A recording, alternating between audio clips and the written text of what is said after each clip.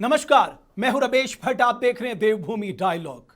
मैं अमूमन कहता हूं कि समाज को हम क्या दे सकते हैं, अपने नौनिहालों को हम क्या दे सकते हैं, अपने युवाओं को हम क्या दे सकते हैं। मैं समझता हूं अगर हम उन्हें कुछ दे सकते हैं तो वो है अच्छी शिक्षा, अच्छा मार्गदर्शन, उन्हें स्किल करना। ये सारे काम अल्मोड़ा जनपद के चनोली जूनियर हाई स्कूल के एक आदर्श शिक्षक कल्याण मनकोटी जी कर रहे हैं। मैं जब कल्याण मनकोटी जी से मिला, मैंने जब उनका काम देखा तो मुझे लगा कि मुझे उनका तारुख बाकी बचे उत्तराखंड और दूसरे देशों के लोगों से भी कराना चाहिए कि उत्तराखंड में ऐसे शिक्षक आज कम संसाधनों में जन सहभागिता के साथ न सिर्फ बच्चों को नवाचार से पढ़ा रहे हैं बल्कि युवाओं का मार्गदर्शन भी कर रहे हैं। देवभूमि डायलॉग के मंच पे मैं स्वागत करता हूं कल्याण मनकोटी जी का, जो चनोली गांव के जो जूनियर हाई स्कूल है उसके शिक्षक हैं और उन्होंने नवाचार के कई तरीके ईजाद किए हैं। यानी आप खेलते खेलते भी पढ़ सकते हैं और बच्चे बेहद खुश रहते हैं उनके इस जो उन्होंने नवाचार किया है। बहुत धन्यवाद कल्याण मनकोटी जी। ये हमारा सौभाग्य है, मैं कहूंगा, कि आप देवभूमि डायलॉग के मंच में आए हैं। मैं आपका अभिनंदन करता हूं, आपको धन्यवाद करता हूं कि आपने जो मुहिम छेड़ी है। मैं उत्तराखंड के देवी देवताओं से सिर्फ प्रार्थना कर सकता हूं कि आपकी इस मुहिम को वो नया रंग दें और बहुत बड़े पैमाने पे हमारे युवा, हमारे बच्चे आपकी इस मुहिम से जुड़े। बहुत बहुत अभिनंदन आपका। देवभूमि डायलॉग के सभी श्रोताओं को, दर्शकों को मेरा विनम्र प्रणाम। तो मैं शुरू करता हूं कि कब कब आपके दिमाग में आया, मैं आपके करियर के बारे में भी पढ़ रहा था, कब आपने ये शुरुआत की कि जो बच्चों को पढ़ाने का तरीका है वो हमें बदलना चाहिए, नवाचार लाना चाहिए, बच्चों को ऐसा लगना चाहिए कि पढ़ाई बोझ नहीं है बल्कि हम जैसे खेल कर रहे हैं, बाकी काम कर रहे हैं, वैसे ही हमारे लिए स्टडी भी है। मैं इस बात को ऐसे शुरू करना चाहूँगा क्योंकि हम जिन परिस्थितियों में और जिन गाँवों में रहते हैं वहाँ बहुत सारे संसाधन नहीं होते हैं। तो अब हमने ये देखा कि जीवन में विज्ञान और जीवन में गणित और जो हमारे यूनिवर्सिटी के बच्चे हैं, वो जो गाँव से पढ़ कर के बाहर यूनिवर्सिटी में आ गए, तो यही बच्चे हमारे गाँव में मानवीय संसाधन के रूप में कैसे काम करें। तो ये मुख्यतः एक हमने जो केंद्र अभी स्थापित किया, CBC capacity building centre Almora में, ये कोविड के दौर पर स्थापित किया गया केंद्र है। लेकिन मैं छोटे-छोटे नवाचार मैं अपने जब विद्यालय में मेरी नियुक्ति हुई, उसी दौर से हमने झोला पुस्तकालय के साथ ही कई प्रकार के छोटे-छोटे नवाचार किए थे, जिसमें अपने हमारे विद्यालय को जब हम स्वच्छता और सैनिटेशन की बात कर रहे हैं, तो उसको जो है पूरे उत्तराखंड में दूसरे सबसे क्लीनेस्ट विलेज का अवार्ड मिला। तो ये बात मैं बहुत ही विनम्रता से कहता हूँ, ये जन सहभागिता का और सामुदायिक सहभागिता का प्रतिभाग है और उसका परिणाम है कि पूरे लोग और मेरे साथी शिक्षक और हमारे युवा बच्चे पहाड़ के, ये मिल करके हम सब काम कर रहे हैं। कोटी साहब, ऐसे समय में जब सरकारी शिक्षा सवालों के घेरे में है, क्वालिटी ऑफ एजुकेशन सवालों के घेरे में है, एक पूरे प्रदेश में सबसे बड़ी चिंता का विषय है। हम दो तरह की शिक्षा प्रणाली में काम कर रहे हैं। एक, वो जो बच्चे अपने बच्चों को प्राइवेट स्कूल में भेजकर बेहतर क्वालिटी शिक्षा दे रहे हैं, दूसरी तरफ सरकारी बच्चों को ऐसा माना जाता है वो क्वालिटी शिक्षा नहीं मिल रही है। ऐसे समय में इस तरह के नवाचार, पब्लिक पार्टिसिपेशन, कम्युनिटी पार्टिसिपेशन, कम संसाधनों में लोगों की मदद से नया मॉडल खड़ा करना कितना चैलेंजिंग था आपके लिए? ये चैलेंजिंग तो ज़रूर है। इस चुनौतीपूर्ण समय में हम ये बात कह सकते हैं कि जब भी कोई चुनौती आती है, वो उतना ही बड़ा अवसर लेके आती है। मैं अगर मानूँ कि कोविड के दौर पर इतनी बड़ी चुनौती थी पूरी मानवता के लिए, उसी दौर पर एक कैपेसिटी बिल्डिंग सेंटर स्थापित होता है और ये कैपेसिटी बिल्डिंग सेंटर एक विचार था। इस विचार को कार्य रूप में देने में पूरे मेरे भूतपूर्व विद्यार्थी हैं और जितने भी साथी पूरे इस प्रकार के नवाचारों को करते आए हैं, वो सब लोग जुड़ गए और उसमें बच्चों ने कला, संगीत और भ्रमण के माध्यम से उत्तराखंड की जो हमारी परंपरागत लोक गायन है, उसके माध्यम से भी गाँव में जाकर के बहुत काम किया। उस पर हमारे जो शिक्षक हुआ करते थे, हमारे गाँव के काका-काकी, दादा-दीदी, बूढ़ा, तो वो लोग सब जो है आणे-काते करते थे और उन्हीं आणे-कातों से हम लोगों ने, बच्चों ने एक इस तरीके का मॉडल शुरू किया कि उनकी अभिव्यक्ति वो अपनी बात को बहुत बेहतरी से करने लगे। मैं इस पर एक बात ये ज़रूर कहना चाहता हूँ कि जब भी हम क्वालिटी एजुकेशन की बात करते हैं या फिर सरकारी ढांचे की स्कूल की बात करते हैं, मैं बहुत विनम्रता से और बहुत गौरवपूर्वक ये बात कहता हूँ कि सरकारी विद्यालय की शिक्षा हमको ज़मीन से जोड़ती है, हमें उत्तराखंड से जोड़ती है, हमको हमारे गाँव से जोड़ती है। क्योंकि आज शिक्षा का इस तरीके का एक स्वरूप खड़ा हो गया है कि जिसको हम बोलते हैं कि कॉन्वेंट का स्कूल या प्राइवेट स्कूल्स, जैसे-जैसे बच्चे इन स्कूलों में जा रहे हैं, वैसे-वैसे हमारी ज़मीनी जो ज़मीन से, गाँव से, भाषा से और हमारे बहुत बार तो जब बहुत हम जिसको कहते हैं क्वालिटी और उच्च एजुकेशन की बात करते हैं, तो वो उस तरीके से देश को भी छोड़ के जा रहे हैं। तो आज ज़रूरत है हम एक ऐसे मॉडल खड़ा करने की जो हमको हमारे गाड़-गदेरों से जोड़े, जो हमको हमारे घराट से जोड़े, जो हमको हमारे आड़े-काठों से जोड़े, जो हमारे हमको काका-काकी से जोड़े। तो अगर हम इस प्रकार की चीज़ों को उत्तराखंड से ज़मीन से जोड़ेंगे, तो हमारा उत्तराखंड बहुत ही खूबसूरत है और हम इसके मैं अपने दर्शकों को बता दूं कि मनकोटी साहब ने अपना घर जो है वो सीबीसी में तब्दील कर रखा था। कैपेसिटी बिल्डिंग सेंटर, हम कोई भी वहां जाकर आप कला सीख सकते हैं, संस्कृति पे काम कर सकते हैं, गायन पे काम कर सकते हैं, जो आपको करना है आप वहां छात्रों के साथ मिलकर कर सकते हैं। ये बताइए, ये आपके दिमाग में कब आया कि आप अपने घर को ही एक सीबीसी के रूप में तब्दील कर दें?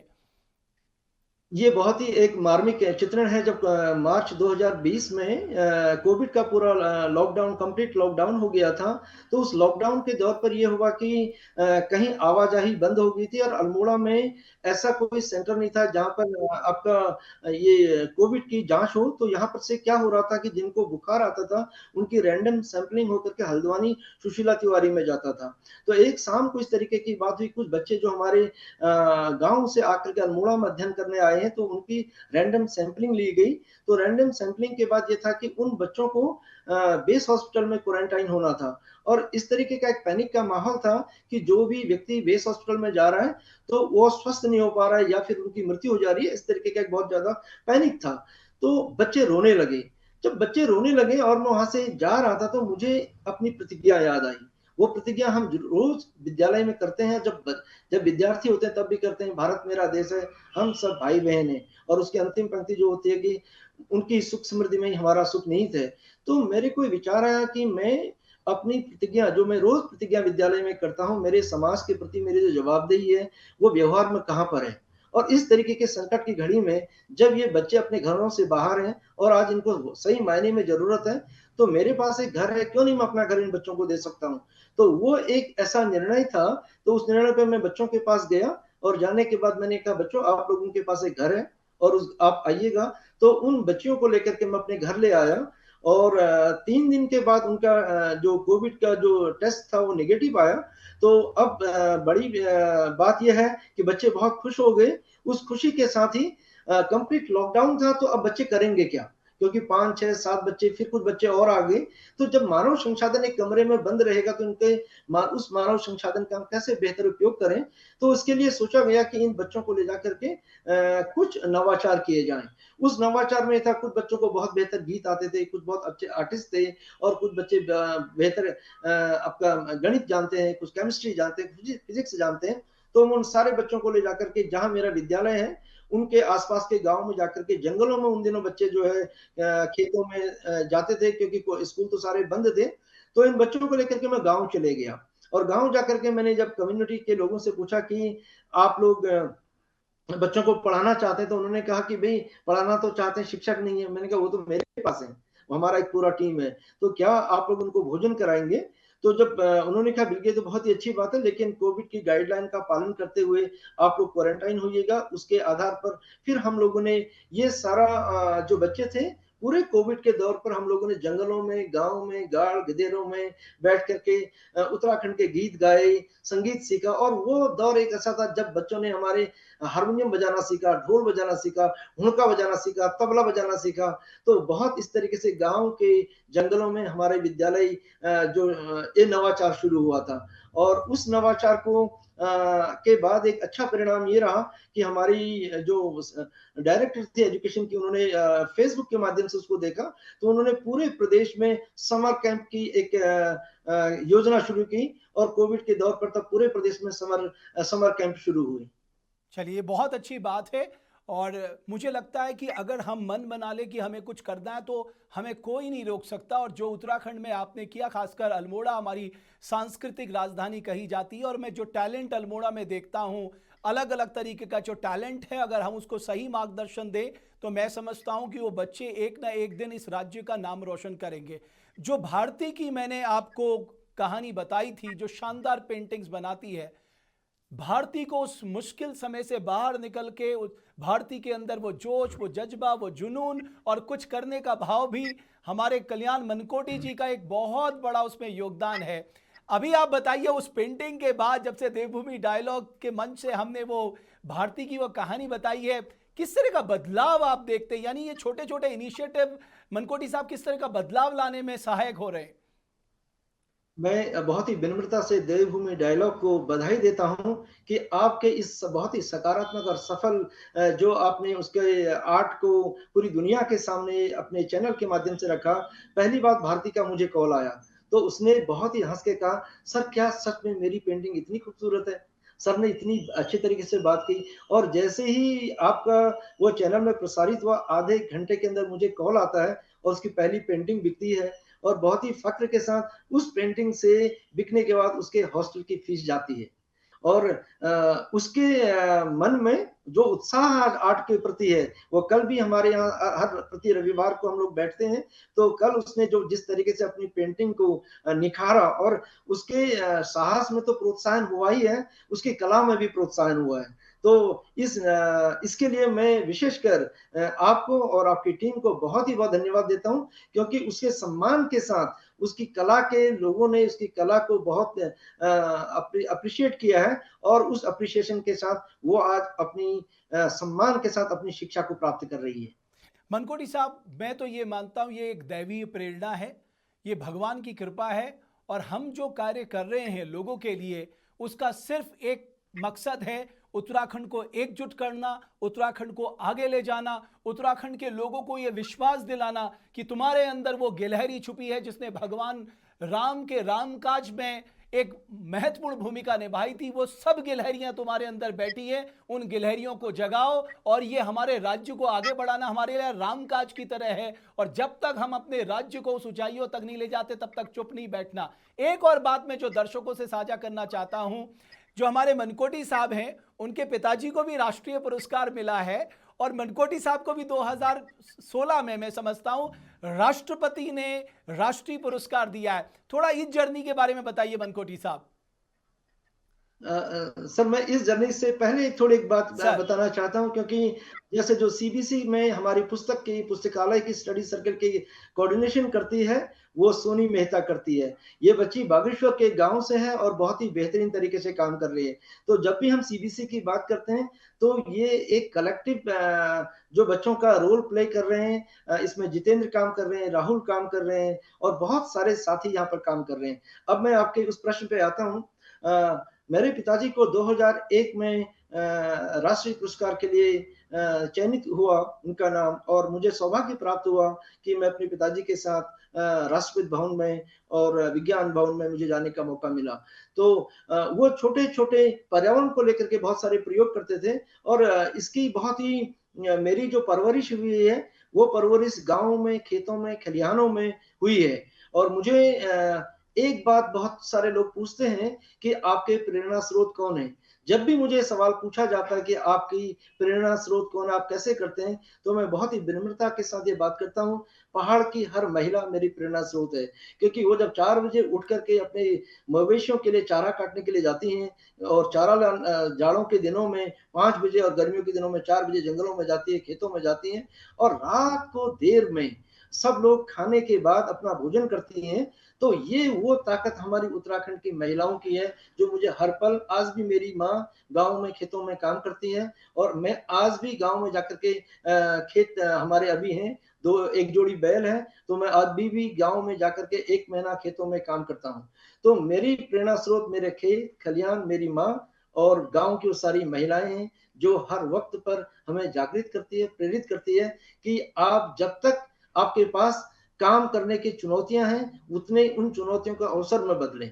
तो ये एक जर्नी है, उस जर्नी में पूरी गाँव की महिलाओं का और मेरे माता-पिता का बहुत प्रेरणा है, जिसको मैं ये कर पाया। और मेरी ज़िम्मेदारी, मैं हर बार बच्चों को ये बात कहता हूँ कि राष्ट्रीय पुरस्कार मिलना तो ये एक ऐसी बात है कि मैं पूरे अपने शिक्षक साथियों का और पूरे जितने मेरे कलीग्स हैं, उनके जो ग्रेटर डीड्स हैं, जो कलेक्टिव हमारे जो एफर्ट्स हैं, उनको रिप्रेज़ेंट करना, राष्ट्रीय स्तर पर मुझे रिप्रेज़ेंट करने का मौका मिला, तो मेरी ज़िम्मेदारी पूरी विनम्रता के साथ मेरे समाज के प्रति, मेरे गाँव के प्रति, मेरे खेतों के प्रति, मेरे पहाड़ के प्रति ज़्यादा बढ़ती है। और ये पुरस्कार हम सबका है और मैं बहुत विनम्रता से ये कह सकता हूँ, मैंने उन सब लोगों का रिप्रेजेंटेशन किया, उनके अच्छे कामों का। एक और बात, मैं जब अल्मोड़ा में था तो मुझे ज़्यादातर वहाँ पर जो यूथ मिला उसने नशे के खिलाफ एक बड़ा अभियान छेड़ने की बात की। उन्होंने कहा कि सर आप आगे आइए, कुछ करिए, क्योंकि नशे ने हमारे यूथ को बहुत मुश्किल में डाल दिया है। आपको लगता है कि जिस तरह का काम आप लोग कर रहे हैं कम्युनिटी पार्टिसिपेशन के थ्रू, क्योंकि केवल लॉ एंड ऑर्डर का विषय बनाना मैं समझता हूं कि ये एक तरफा हो जाएगा जब तक समाज जागरूक नहीं होगा और जब तक हम ऐसे लोगों के खिलाफ खड़े नहीं होंगे जो नशा बाजार में बेच रहे हैं, तब तक मुझे लगता है कि हम बहुत बड़ा बदलाव नहीं ला पाएंगे। यहां आपका दृष्टिकोण क्या है मनकोटी साहब? ये बहुत ही बेहतरीन और अच्छा सवाल आपने किया। मैं जो सीबीसी सेंटर की हमारी 3 हमने यहाँ पर एक बात ये है कि कोई भी चीज़ की फीस बच्चों को नहीं लगती है, लेकिन कुछ भी चीज़ फ्री में नहीं है। तो पहली बात, हमारे केंद्र से जो भी बच्चा जुड़ता है, वो बच्चा किसी तरीके का नशा नहीं करेगा। दूसरी बात कि वो उसको पहाड़ी आनी चाहिए, अगर गढ़वाली है तो गढ़वाली आनी चाहिए, अगर वो बिहार से है तो उसको अपनी वहाँ की जो आंचलिक भाषा है वो आनी चाहिए। यहाँ पर एक बात ये है कि हर बच्चे को अपनी जो दूध बोली है वो आनी चाहिए, और दूसरी बात, उसको किसी भी तरीके का नशा नहीं करना है, और तीसरी बात, महिलाओं का सम्मान करना है। तो हमने एक ऐसा ग्रुप तैयार कर दिया जिसमें आप 60 से 70 बच्चे हैं जो सीबीसी से जुड़े हैं, और ये सारे बच्चे इस मुहिम को आगे बढ़ा रहे हैं। लेकिन मैं ये बात भी कहना चाहता हूँ, नशा किसी भी समाज में उसके जो डिप्रेशन का एक लक्षण है कि हम आखिर बच्चे हमारे नशे की तरफ क्यों जा रहे हैं, और ये बहुत बड़ी चुनौती है। तो मैं इस देवभूमि डायलॉग के माध्यम से अपने पूरे उत्तराखंड के अभिभावकों से और युवाओं से अपील करना चाहता हूँ कि हमारे पास बहुत ही खूबसूरत पहाड़ हैं, बहुत ही खूबसूरत जंगल हैं, और इतने सुंदर वातावरण में हम अपने खेतों से जुड़ें, अपने खलिहानों से जुड़ें। यदि हम अपने खेतों में, खलिहानों में फलदार वृक्षों को वृक्षारोपण करें, तो इससे हम अपनी आय को बढ़ा सकते हैं और नशे से दूर हो सकते हैं। तो नशे के लिए हमें एक तरीके से मैं ये बात कह सकता हूँ कि किरमैया जा तराण सबन लगाउण छू, ताकि नान बटिका ठुल जाने जदुक लचन, या नशा जो महामारी जो कोरोना वायरस तो एक इलाज हमन ढूंढे है, लेकिन नशक जो इलाज छू यह लीजिए घर में हर व्यक्ति, हर मनखी, हर मैसल ताकत लगा बेर या खिलाफ करन छू। और इनमें सबसे ज्यादा जो ठुल रोल जो वो शिक्षक लोगों का है। यदि हमारे शिक्षक साथी इस बात को समझें और हम लोग सब समझें, तो क्योंकि जो बच्चे हैं वो बच्चे हमारे पास आते हैं, हम थोड़ा सा और संवेदनशीलता से लोगों को, गांव में अभिभावकों को जागरूक करें और स्वयं नशे से दूर होने के लिए अभिभावकों को प्रेरित करें। मैं तुमुल ठीक कहो मनकोटी साहब कि सबू के जुड़न पर और चाहे वो अभिभावक छो, चाहे वो शिक्षक छो, चाहे वो नानतेन छो, समाजल जोले वर्ग छो, उके बिल्कुल संकल्प लिलिन चैन कि हम अपन समाज के नशा मुक्त बने बेरे हम सांस लूल, और जब तक यो संकल्प के हम सिद्धि तक नहीं पहुंचूल हम चुप नहीं रूल। खाल यो कह दिन कि पुलिस देख लियल, पुलिस पकड़ लियल, पुलिस दल पकड़ लगा, यमे जो पुलिस का जो काम करन छू उनका करन दिया, लेकिन अगर पुलिस कर्मी ले गड़बड़ करनी उनर खिलाफ ले आवाज उठावा, कुल मिले बेर हमार उद्देश्य योहन चैन कि हमें के उत्तराखंड के नशा मुक्त बनोंच येन केन प्रकारेण के ले करन पड़ोल हमू के हम अपन युवाओं के यो नशे की प्रवृत्ति नी अंद्युलू में यो संकल्प हमके लेन पड़ो। अब जरा लास्ट में मनकोटी जी मके यह बतावा कि हमार जो सरकारी स्कूल की जो व्यवस्था छ या जो पढ़ाई छ वो के हम कैसे भल बने सकूँ, मतलब हम कैसे उसको अच्छा बना सकते हैं, कैसे हम ऐसा भाव अभिभावकों के मन में ला सकते हैं कि नहीं साहब हम सरकारी स्कूलों में अपने बच्चों को पढ़ाएंगे क्योंकि वहाँ भी क्वालिटी एजुकेशन मिलती है, वहाँ भी अच्छे टीचर्स हैं, वहाँ भी वो सारे, हम अपने बच्चे को एक प्रतियोगी परीक्षा में अगर भेजेंगे तो इस स्कूल से पढ़ के भी वो आगे निकल सकता। ये भाव हम कैसे लेकर आए और शिक्षकों का रोल कितना अहम हो जाता है यहाँ पर? मैं ये बात का बहुत ये ढंगाल पहुँचूँ, मैंने एक प्रयोग कर रहा हूँ कि पहले अगर हम ये कर लूँ कि जो लोग स्कूल सरकार हमारे गाँव में या हमारे इलाके में, पहाड़ में जेतुकले स्कूल खुली छन, वो सब कम्युनिटी पार्टिसिपेशन खुली। पहली बार मेंशन अपन स्कूल जी जमीन दे, ये बात सामुदायिक सहभागिता श्रमदान स्कूल बढ़ाई। आज वो स्कूल ना हालत इसके लिए है, यह भी है क्योंकि उसमें समाज का, कम्युनिटी का पार्टिसिपेशन कम हो गया है। यदि हम ये करें कि उस गांव के जितने भी लोग पलायन किए हुए हैं या बाहर गए हैं, अभी मैंने एक प्रयोग किया कि एक व्हाट्सएप ग्रुप बनाया। उस व्हाट्सएप ग्रुप में मैंने उस गांव के लोगों को जोड़ा और उस पर ये उनसे कहा कि भैया ये विद्यालय जो है आपके पूर्वजों के श्रमदान से बना है और आज समय आ चुका है कि आप लोग, हम सब लोग मिलकर के इस विद्यालय को कैसे बेहतर बनाएं। आप जुड़िए, एक किताब इस विद्यालय के लिए दीजिए, एक दिन आप फोन कॉल करिए, यदि संभव हो सकता है एक स्मार्ट टीवी लगाइए। क्योंकि यदि उत्तराखंड के जितने भी लोग बाहर गए हैं, यदि वो अपने गांव के विद्यालय को, जहां से उन्होंने शिक्षा प्राप्त की है, यदि वो उस विद्यालय में एक छोटा ग्रुप बना लें, तो हम सब लोग मिलकर के, शिक्षक साथी जो भी वहां पर जा रहे हैं और समुदाय के जो लोग वहां पर सक्षम है, जैसे हमारे वहां अभी हमने शुरू किया तो उसमें पूरा जो पेंटिंग भी गांव के बच्चों ने और समुदाय के लोगों ने की, यहाँ तक कि बैठक व्यवस्था के लिए चटाई भी गांव के लोगों ने दे दी। तो ये एक ऐसा प्रयोग है, इस प्रयोग में कम्युनिटी विद्यालय को ओन करने लग गई है और ये सरकारी आदेश से विद्यालय ठीक हो सकते हैं। ये मैं इस मत से थोड़ा मैं इस मत को मैं विनम्रता से कहता हूं कि ये पूर्ण रूप से सहमत नहीं हूं, क्योंकि इसमें हम लोगों की सबकी जिम्मेदारी है और कम्युनिटी के जोड़ने की जिम्मेदारी, विशेषकर जो हम साथी शिक्षक साथी हैं, उन लोगों को थोड़ा सा भी प्रयास करें। जरूर हम लोग एक ऐसा, क्योंकि टेक्नोलॉजी का हम ऐसा सम्मिश्रण कर लें कि वहां के जितने लोग बाहर गए हैं उनको एक चिट्ठी लिखें कि भैया अब समय है, आपका ये विद्यालय आपको बुला रहा है, जहां कक्षा 1 से 5 तक आप पार्टी में आपने पढ़ाई की थी, कमेट में लेके आप गए थे, उनको अपना बचपन याद आएगा। मैं इसका उदाहरण इसलिए कह रहा हूं, मेरे अल्मोड़ा शहर में एक प्रतिष्ठित डॉक्टर हैं, तो उन्होंने मुझे एक दिन मुझे सड़क पे मिले, तो उन्होंने कहा आप बहुत अच्छा काम कर रहे हैं, तो आप बताइए। तो मैंने कहा आपको वो विद्यालय जहां से आपने पढ़ाई की आपको याद कर रहा है, और उनकी आंखों में लगभग आंसू थे। उन्होंने कहा मुझे ऐसा कभी सुनने को मौका नहीं मिला, बताइए मैं क्या करूं। तो उन्होंने ये कहा कि मैं महीने में एक बार आकर के विद्यालय में बच्चों का मेडिकल चेकअप करूंगा और पूरी बैठने की व्यवस्था मैं करूं, आपकी चटाई और जितने भी कारपेट की व्यवस्था मैं करूंगा। तो आज जरूरत है हम एक दूसरे सबको जोड़ें, जो जहां से जुड़ सकता है। तो अगर ये जुड़ेगा तो हम अपने विद्यालयों की जो जितनी भी क्वालिटी एजुकेशन है, और मैं क्वालिटी एजुकेशन के साथ मैं बात करता हूँ कि समग्रता की शिक्षा। क्वालिटी एजुकेशन ऐसा ना हो कि मुझे हमारी जमीन से वो काटे। हमारी शिक्षा हमको हमारी भाषा से जोड़ा रखे, हमारे आपको खेत खलियान से जोड़े रखे, और वो हमें क्या कहते हैं, मजबूती प्रदान करे। मेरे जितने भी जो विरासत है, वो गौरवमयी विरासत को मुझे बात करते हुए बहुत गौरव हो कि मैं इस गांव से हूँ, इस मिट्टी से हूँ, इस विद्यालय से मैंने पढ़ा है।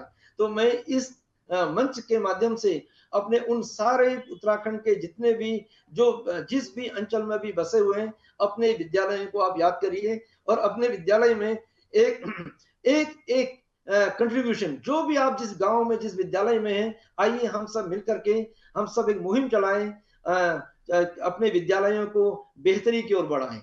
चलिए, बहुत शानदार मैं ये पहल कह आपकी होगी मनकोटी साहब।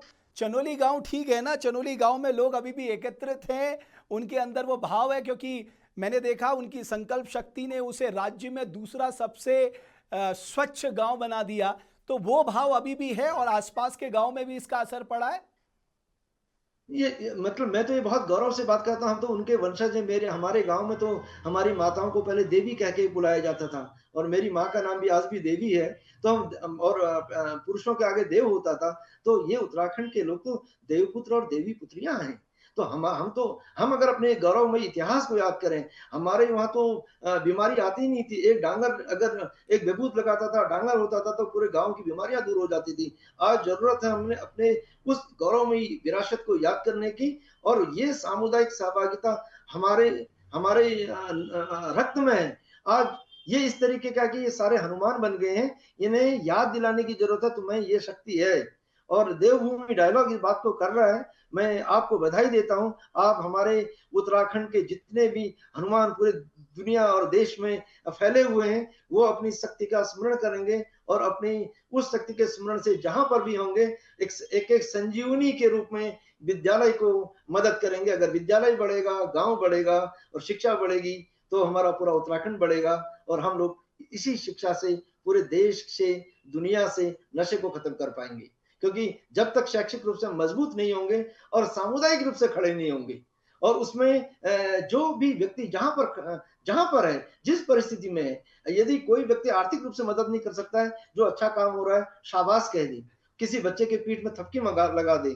अभी हमने एक यहाँ पर और प्रयोग किया है, क्योंकि जितने भी सीबीसी के नवयुवक हमारे साथी हैं, ये इन्होंने एक ऐसे टाइम बैंक बनाया हुआ है कि जो भी हमारे ऐसे सीनियर सिटीजन्स हैं, जिनके बच्चे या तो बाहर हैं या फिर ऐसे हैं कि असहाय वृद्ध लोग हैं, तो उनको हमारे बच्चे युवा साथी उनके घरों पर जाके दवाई से लेकर के जितने भी उनकी मदद हो सकती है वो मदद भी कर रहे हैं। यह हमारा उत्तराखंड है, मेरा गांव है, इसकी रेमेडी दिल्ली से नहीं आ सकती है। इसकी रेमेडी मेरे गांव से और मेरे मेरे गाड़ गदेरों से ही आएगी और हमारे बच्चे ही हमारे पुरखों को, हमारे खेतों को और हमारी विरासत को बचाएंगे। क्योंकि अगर हम ये सोच रहे हैं कि ये कोई रेमेडी यूनेस्को से आएगी, ये कहीं दिल्ली में बैठ करके किसी कमरे से बन के आएगी, तो वो सफल नहीं होगी। क्योंकि हमारी जो तासीर है वो हिमालय की तासीर है। तो जरूरत है हम सबको अपनी जो जो हमारी जो विरासत है उसको स्मरण करने की और अपने पांव पे, अपने जमीन पे खड़े होने की। क्योंकि बिल्कुल। हमारे पास तो हर काम में देवता है, हमारे पास तो गुलजू हैं, बस याद करने की देर है। बिल्कुल आपने सही कहा और मैं समझता हूं जो आपका सीबीसी है, कैपेसिटी बिल्डिंग सेंटर, ये एक शानदार मॉडल बन सकता है, एक प्रेरणा बन सकता है दूसरे जनपदों के लिए, दूसरी तहसीलों के लिए, दूसरे ब्लॉकों के लिए, दूसरे गांवों के लिए। मनकोटी साहब मैं बहुत धन्यवाद देना चाहूंगा और इस मौके पे मैं देवभूमि उत्तराखंड की देवतुल्य जनता से यह प्रार्थना करना चाहूंगा, आपको एक संकल्प तो लेना ही होगा।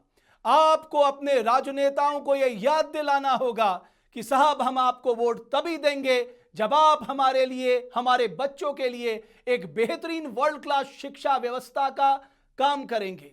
जब आप ऐसी शिक्षा हमारे बच्चों को देंगे, कल ये यहां से निकलकर अपने प्रदेश का, अपने देश का नाम रोशन करेंगे। हम ऐसी शिक्षा व्यवस्था चाहते हैं और जो कोई भी राजनीतिक दल या राजनीतिक व्यक्ति ऐसी शिक्षा व्यवस्था का पुरजोर समर्थन करता है, ये जनता जनार्दन उसके साथ खड़ी है। जब तक ये भाव हम अपने भीतर नहीं लाएंगे और राजनेताओं के भीतर ये भाव नहीं डालेंगे, हम देवभूमि उत्तराखंड में इस सरकारी व्यवस्था में जो शिक्षा की स्थिति है उसमें बदलाव नहीं ला सकते। शास्त्र गवाह है, केवल शिक्षा एक ऐसा दान है जो हम अपने बच्चों को दे सकते हैं। इसीलिए कहा गया है, न चौरहार्यम न चौराजहार्यम न भातृभाज्यम न चौभारकारी वै कृते वर्धते नित्यम विद्या धनम सर्वधनम प्रधानम। अगर ये आपके बच्चों को देना है, आपको अपने बच्चों के भविष्य को बनाना है, तो आज ही गांठ पाड़ लीजिए आपको आने वाले समय में क्या करना है। मनकोटी जी, आपकी टीम को, सीबीसीसी के जो नौजवान साथी हैं उनको मैं बहुत धन्यवाद देता हूं, उनको सैल्यूट करता हूं कि आपने एक नया मॉडल शुरू किया है और आशा करता हूं ये मॉडल, इसकी प्रेरणा राज्यों तक जाएगी और हमारे राज्य के दूसरे जिलों तक भी जाएगी। बहुत बहुत धन्यवाद हमारी इस खास पेशकश को देखने के लिए।